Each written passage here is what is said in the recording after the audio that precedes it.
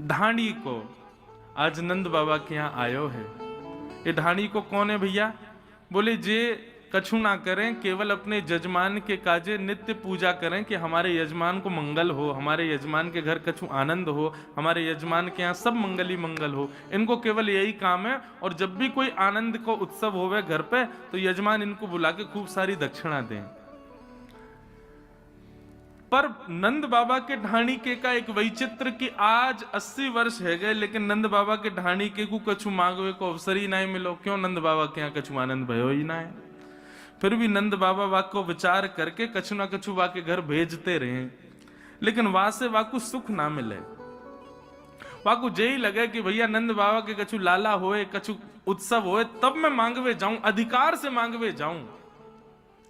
80 वर्ष से प्रतीक्षा कर रहा है। रोज सूर्य को प्रणाम करे, देवतान को प्रणाम करे, यमुना मैया से प्रार्थना करे, हमारे नंद बाबा के घर एक लाला भेज दो, कोई संतान भेज दो, कछु आनंद कराओ तो मैं मांगवे जाऊं आशीष देके।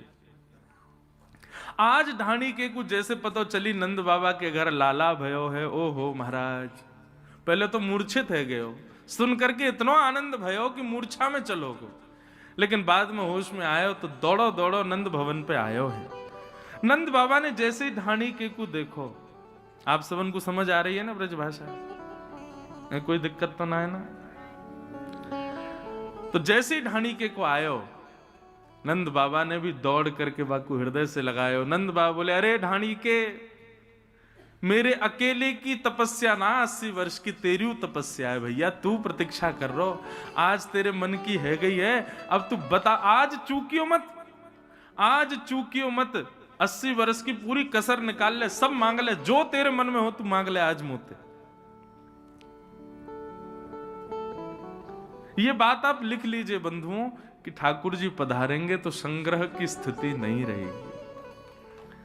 नंद बाबा का बस नहीं चलना, नहीं तो स्वयं को लुटा दें। नंद बाबा बोले मांग का चाहिए। अब ये ढाणी के को प्रसंग ब्रज भाषा में इतना प्यारो प्रसंग है, पूज्य पिताजी बहुत भाव से गाते हैं। मेरे मन आनंद भयो, ब्रजराज ही याचन आयो, अपने अपने मन को मतो, कह परिवार सुनायो। मैं आज आपके पास जब मांगवे आने लगो तो मेरे परिवार के लोगों ने पूछी कहाँ जा रहे हो, मैंने कि अरे नंद बाबा के लाला भयो है। मेरी अम्मा नाचन लगी, मेरे बालक नाचन लगे, मेरी घरवारी नाचन लगी, सब पूरे घर में सब नृत्य करने लगे। बोले भैया आज हमारे यजमान के घर लाला भयो है। सबन ने अपनी अपने भाव रखे, कछु कछु मांगो है, मैं आपकी आज्ञा हो तो बताऊं। नंद बाबा बोले हाँ बता, कहा चाहिए? बोले तेरे तात कहो समझाए राय सो, जाए आशीषा दीजे। मेरे बड़े भैया ने कहिए कि भैया नंद बाबा के लाला को मेरी तरफ से आशीर्वाद दियो और बधाई में मेरे काजे कहा लाएगो? बोले कहा लाऊं? बोले 200 भैंस दूध मन मन की, मेरे काजे लीजो। 200 भैंस लेके आइए। और कैसी भैंस? बोले एक भैंस के नीचे 1 मन दूध हो, मतलब एक भैंस 1 मन दूध देती हो। नंद बाबा बोले हे ढाणी के, तेरी उम्र कितनी है गई? बोले 100 के आसपास। और तेरे भैया की? वो भैया उचल लो होगो 150 के आसपास। अब भैया द्वापर में तो बड़ी उम्र होती सबकी। बोले 150 की उम्र में 200 भैंसन को दूध पी के कहां जाएगा भैया? और 1 मन दूध एक गई, एक भैंस थे, 200 मन दूध रोज होगा तेरे घर में, कहा करेगो भैया या को? बोले व्यापार आदि करेंगे। बोले देख भैया हम लोग सात्विक लोग हैं, भैंस वैंस ना पालें, हमारे घर पे भैंस तो है ना है, और दूर दूर तक ब्रजमंडल में कोई भैंस है ही ना है। ठीक है तेरे भैया की ज्यादा ही इच्छा है तो कहीं से मंगवा के वाकू भिजवा देंगे, ठीक है 200 भैंस देंगे। और बता क्या चाहिए तू? बोले मैं अपने बड़े भैया की बात मान के आने लगो। इतने में ही तापाछे आछे समझाए, तिनके जेठे भैया, वाके खाजे दीजो बाबा, सुभग 700 गैया। मेरो एक और बड़ो भैया है, वातू बड़ो भैया। नंद बाबा बोले बाकी उम्र कितनी है? बोले वो 200 साल को है गो। बोले वाह, 200 भैंसन को दूध ये बीचवारो पीवेगो, 700 गैया को दूध वो बड़ो बारो पीवेगो। 700 गैया चाहिए? बोले हाँ। चल भैया गैया तो हम देंगे, गैया तो तू चाहे 700 नहीं तू 7,000 ले जा। 9 लाख गाय हैं नंद बाबा के भवन में। ठाकुर जी अरे गेरे ना भाई भैया, खूब सोने की चम्मच मुंह में आइए सीधे, ऐसे घर में आए ठाकुर जी। और लाल जी भैया विचार ना करें, तो हमारा विचार है, ब्रज के कोई भी व्यक्ति गरीब नहीं है, ब्रज पूरा समृद्धवान है। और समृद्धवान किस भाव से? ब्रज में धन लक्ष्मी तो महाराज लोटी पड़ी रहे ब्रजमंडल में, लक्ष्मी तो ऐसी ही लोटी भई है। ब्रज के लोग तो भाव और प्रेम के समृद्धवान है। ब्रज के लोगों में जैसो प्रेम है ऐसो कहीं ना मिलेगा आपको। तो वाक्य काजे 700 गैया दियो, अच्छा 200 भैंस है। मुनीम जी लिखते जाओ भैया, जो जो कह रहे हो सब देंगे याकू। बोले और बता? बोले मैं दोनों भैया की बात मान के आने लगो। इतने में ही मेरो बेटा बड़ो सुखदाई, तैसे ताके साथी, वाके काजे दीजो बाबा, मत मदा तो हाथी। मेरो बेटा बोलो कि भैया मैं जाऊंगा नंद बाबा के लाला को आशीर्वाद देवे, लेकिन बाबा ऐसे ना जाऊंगा, तो अपने सखान के संग जाऊंगा। नंद बाबा बोले तो फिर बातें कहो, अपने सखान के संग आ जाए, पूरी टोली लेके आए, सब व्यवस्था कर देंगे हम। बोले ऐसे ना आवे गो। बोले तो? बोले वाने कहिए मेरे काजे एक मत वालो हाथी लेके आई हो, वहां पे आगे मैं बैठूंगा, मेरे सब सखा बैठेंगे, और नंद घनानंद भयो जय कन्हैया लाल की गाते भय हम आवेंगे, हमारे काजे एक हाथी लेके आएंगे। आहा, अच्छा देखो ढाणी को बोल रहा है और नंद बाबा लिखवा रहे हैं, और लाखों ब्रजवासी चारों तरफ बैठ करके सुन रहे हैं। और जैसे ही नंद बाबा ने कि हाँ भैया हाथी देंगे, तभी ब्रजवासी ने पंक्ति लिख दी, हाथी दीने। अभी घोड़ा तो आवेंगे आगे, रुको। ये जो नंद घनानंद भयो जय कन्हैया लाल की, ये सब गा ही रहे हैं। जैसे जैसे जैसे 200 भैंस नहीं, सब गाने लगे नंद घनानंद भयो जय कन्हैया लाल की जय हो, नंद बाबा की खूब दान कर रहे हैं। गैया दई, भैंस दई और हाथी दियो।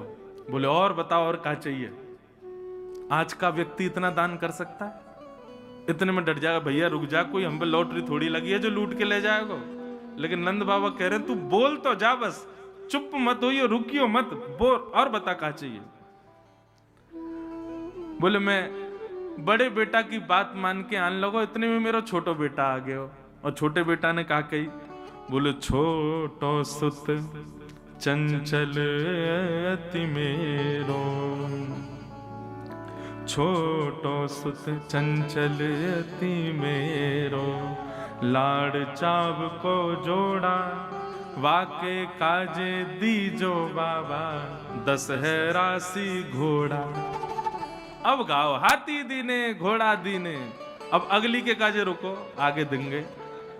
हाथी दिए, घोड़ा दिए, गैया दई, भैंस दई, 10 है राशि घोड़ा, मत वाले आनंद वाले और बढ़िया दौड़वे वाले घोड़ा, 10 घोड़ा दियो। नंद बाबा बोले देंगे भैया, हाथी देंगे, घोड़ा देंगे, सब देंगे, और बता और क्या चाहिए? बोले मैं छोटे बेटा की बात मान के आने लगो। इतने में बड़े बेटा को भी ब्याह भयो मेरे को। मेरी बहू आ गई घूंघट करके और कहा, बोली बेटा बधू लाज तजमो सो, घूंघट मुख दे बोली। मेरे बेटा की बहू आई और आकर के मुंह से बोली, ससुर जी, पिताजी, मेरे पिताजी ने आपके लाला से मेरो ब्याह यामारे कियो, क्योंकि आप नंद बाबा के ढांडी के हो। सबन ने यही कही मुंह आके, अरे भैया नंद बाबा यजमान है या के घर में ब्याह कर ले, खूब आनंद में रहेगी, खूब सुख समृद्धि रहेगी, नंद बाबा खूब दान करेंगे।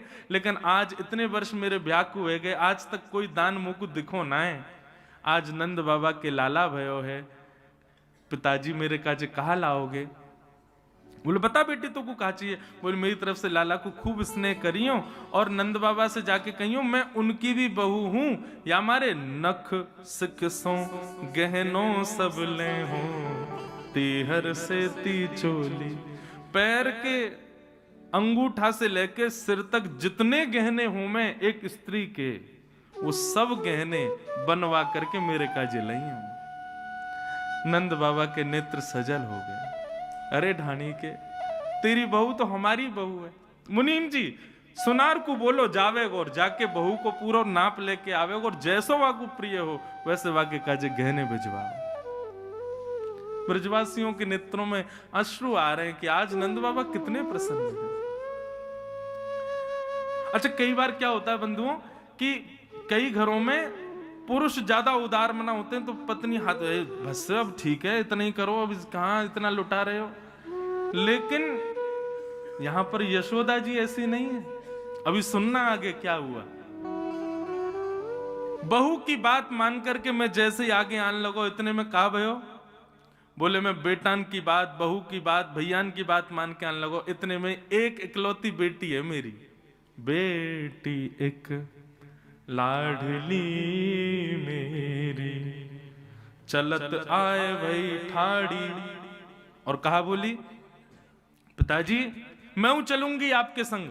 मैंने की चल लाली तू भी चल। बोले ना ऐसे नहीं जाऊंगी तो। बोले सहित कहार पालकी ले हूं सोजो भरियो गाड़ी। नंद बाबा ते जाके बोलो सुंदर सी सोने की पालकी बनवावेंगे, 4 कहार उठावे वारे वाके सहित पालकियां भेजेंगे, तब मैं सज धज के पालकी में बैठ के तब जाऊंगी लाला से मिलवे। और वो पालकी सदा मेरे पास ही रहेगी, 4 कहार भी यहीं रहेंगे। ऐसा दान मांग के आएंगे। नंद बाबा बोले देंगे भैया, पालकी तुरंत निकलवाओ। एक सुंदर पालकी तैयार करी, 4 कहार तैयार। वो जाओ ढाणी के घर और या की लाली को बढ़िया लेके आओ, सब प्रेम से हमारे लाला को आशीष देवे आवेगी। तब ब्रजवासियों ने कहा पालकी दीनी, हाथी दीने, घोड़ा दीने और दीनी पालकी, पालकी प्रदान करी। अच्छा लाला और बता, और कोई रहतो ना गयो तेरे घर में? बोले हाँ एक रह गयो। बोले कौन? मेरी अम्मा, मेरी मैया। नंद बाबा बोले अभी अभी बैठी है तेरी मैया? तू 100 वर्ष को, तेरो भैया 150, बड़ो भैया 200 वर्ष को, मैया कितने साल की होगी? बोले मैया तो अभी 400 वर्ष की है गई होगी। वाह। बिना दांत वाली मेरी मैया आई और आकर के मुंह से कहा बोली माता कहो दही धर आगे, सुन बेटा मेरी सीख। मेरी मैया ने मेरे आगे दही को एक मटका धर दिया और मोते बोली मेरी बात सुन के जा। 80 बरस बाद आज नंद बाबा के यहाँ लाला भयो है। ऐसो दान मांगियो नंद सो, हम बहुरे न मांगे भीख। ऐसो मांग के आइयो, ऐसो मांग के आइयो कि जीवन में फिर कभी हमको मांगनो ना पड़े, नंद बाबा से कभी कछु कहनी ना पड़े। ऐसो दान मांग के आइयो। नंद बाबा बोले अरे भैया तेरी मैया की बात हम निश्चित मानेंगे, सब चीज दुगनी दुगनी करके देंगे। 200 नहीं 400 भैंस देंगे, 700 नहीं 1400 गैया देंगे, 1 नहीं 2 पालकी देंगे, 1 नहीं 2 हाथी देंगे, 10 नहीं 20 घोड़ा देंगे, सब चीज दुगनी दुगनी देंगे तो को। और कोई रहतो ना गयो? इतने में ढाणी को बोला हाँ हाँ सबन की बात है गई। इतने में यशोदा मैया बोली पीछे से नहीं अभी एक रह गई है। तेरे बेटान की बात सुन लई, तेरे भैयान की बात सुन लई, तेरी लाली की बात सुन लई, बहू की बात सुन लई, मैया की बात सुन लई, तेरी घरवारी माने कछु ना मांगो। घरवारी को नाम सुनते ढाणी के नेत्र सजल हो। यशोदा मैया बोली एक सामग्री नहीं मिलेगी, पहले जे बता कि ढांडन ने कहा मांगो है, वानु तो कछु मांगो होगो। और ढांडन की बात कहते हुए हृदय भर आया ढाणी का। उसने क्या मांगा? तब बोली मेरी घरवारी, नीके नीके जइयो। मैं सबन की बात मान करके जब अपने घर से बाहर निकल गए हो ना, तब मेरी घरवारी आई और आकर के मेरा हाथ पकड़ो और मुझसे कहा बोली मैं 1 घंटा से देख रही हूं कोई 200 भैंस, 700 गैया, 2 हाथी, पालकी और सिर से पैर तक पूरे गहने, और जन कहा मांग रहे हैं। अरे नंद बाबा के लाला भयो है, कोई कुबेर को खजानो ना भयो जो इतनो मांग के आओगे उनसे। मेरी बात मानियो, नंद बाबा यदि थोड़ो दें बहुत कर मानो, पर लाज राख घर आई। यदि नंद बाबा एक तुलसी पत्र हाथ में धर दें तो वाकू भी पूरा संसार मान करके सिर से लगा करके घर आइयो, हमारी लाज रख करके आइयो, कुछ ज्यादा कहवे की आवश्यकता नहीं है। ये बात सुनते ही नंद बाबा और यशोदा मैया दोनों के नेत्र सजल हो गए। ढाणी के को हृदय से लगा लिया नंद बाबा ने। ऐसो प्रेम, ऐसो स्नेह, ये ब्रजवासी हैं भैया। इनकी बात में कभी कभी आपको लग सके कि ये तेज बोल रहे हैं, इनके व्यवहार में कभी कभी आपको लोभ झलक सके, इनके स्वभाव में कभी कभी आपको ईर्ष्या झलक सके, लेकिन आप हमारी बात सत्य मानियो, ब्रजवासी बाह्य आवरण से लोभ, ईर्ष्या, द्वेष सब दिखावे, लेकिन हृदय से अत्यंत प्रेमी है। इसीलिए बांके बिहारी जी बिक गए इन ब्रजवासी के काजी। ये व्यवहार में ऐसा कर सकें कि आपको लगे कि ये क्रोधी हैं, ये लोभी हैं, ये द्वेषी हैं, ये ऐसे बोल रहे हैं, ये अल्हड़ हैं, लेकिन हृदय से प्रेम को अगाध समुद्र है ब्रजवासी को। यही मारे श्री जगन्नाथ जी की भुजाएं खड़ी क्यों हैं? ये भुजाएं ऐसी क्यों हैं? ये प्रेम विगलित स्वरूप क्यों है श्री जगन्नाथ जी? जगन्नाथ जी पिघले हुए देवता हैं ब्रजवासियों की याद में। जब द्वारिका में रोहिणी मैया ब्रज लीला सुना रही थी कृष्ण पटरानियों को, उस समय कृष्ण, सुभद्रा और बलराम जी दोनों द्वार पर बैठ करके ब्रज की लीला सुन रहे थे, और लीला सुनते सुनते प्रेम की 10वीं अवस्था पार हो गई। आंखें पिघल गई, हाथ पिघल गए, पैर पिघल गए, पूरा अंग पिघल गया, और ब्रजवासियों की याद में दोनों भुजाएं खड़ी हो गई कि अरे भैया कोई लाओ इन ब्रजवासियों को मेरे हृदय से लगा दो। ब्रजवासी वल्लभ सदा मेरे जीवन प्राण, इनको ना ही बिसारी हो मोहे नंद बाबा की याद। तभी प्रकट हो गए श्री जगन्नाथ महाप्रभु। ये ब्रजमंडल के परकोटे में जितने ब्रजवासी हैं ना, इनके प्रेम के, इनके प्रेमी का स्वरूप है श्री जगन्नाथ जी का। ऐसा वर्णन आता है जगन्नाथ जी की लीलाओं में कि प्राचीन काल में जब इतने साधन नहीं थे ना, ब्रज से जगन्नाथपुरी पहुंचने में महीनों लगते थे, तो उस समय वृंदावन से यदि कोई ब्रजवासी निकलता था ना जगन्नाथपुरी के लिए, तो वहां मंदिर में बैठे हुए श्री जगन्नाथ जी का श्री विग्रह ऐसे झूमने लग जाता था अपने आप। और पुजारी जाकर के देखते जगन्नाथ जी झूम रहे हैं, जाकर के निवेदन, जय जय आज कैसे झूम रहे हो? बोले अरे भैया बस कछु दिनान की बात है, एक ब्रजवासी मेरे दर्शन को आ रहा है, वाके काजे उत्तम व्यवस्था कर दो, वाके काजे भोजन की व्यवस्था कर दो। और सुनो, जब वो आवे ना, बाकी इनको तो दूर से दर्शन कराए दियो, लेकिन वह ब्रजवासी को चुपके तो मेरे हृदय से लाके लगाए दियो।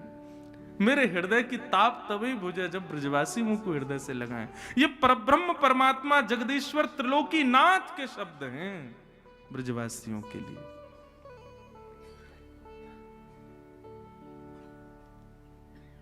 इसलिए भैया मैं बार बार कहूं, बिहारी जी को एक बार को दंडवत ना कर पाओगे, भीड़ बहुत है मंदिर में, जिद मत करियो, नहीं तो कुचल जाएगा, कोई चढ़ जाएगा ऊपर आपके।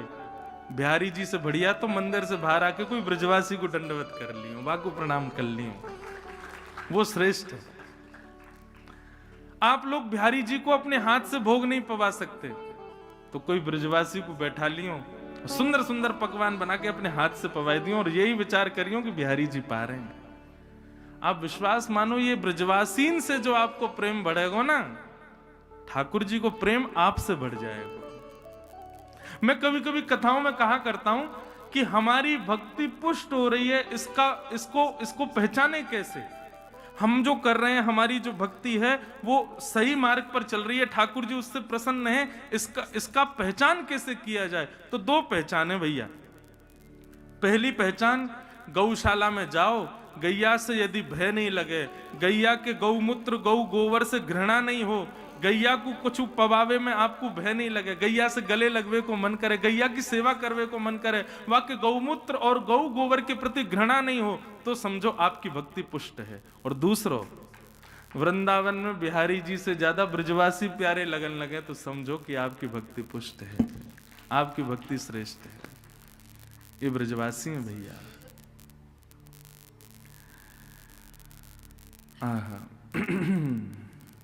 तो ऐसे नंद बाबा ने दान कियो और ढाणी के लेकर के वाकू गए। बोले नंद के लाला की। पूरे ब्रजमंडल में 1 वर्ष तक नंदोत्सव मनता रहा। 1 वर्ष तक सब नाचते गाते रहे।